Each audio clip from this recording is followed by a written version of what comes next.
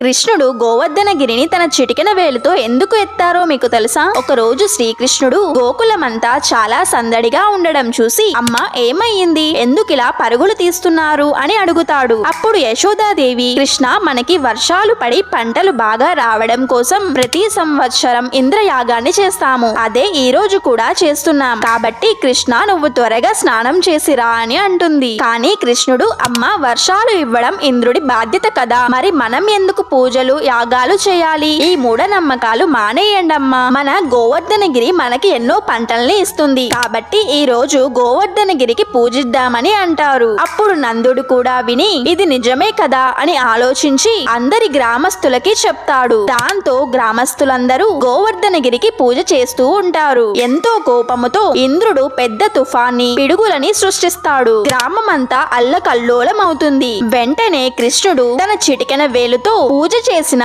గోవర్ధనగిరిని ఎత్తి గ్రామస్తులందరినీ కాపాడుతారు. ఈ విషయాన్ని మొదటిసారి విని ఉంటే మన ఛానల్ ని సబ్స్క్రైబ్ చేసుకుని జై శ్రీకృష్ణ అని కామెంట్ చేయండి.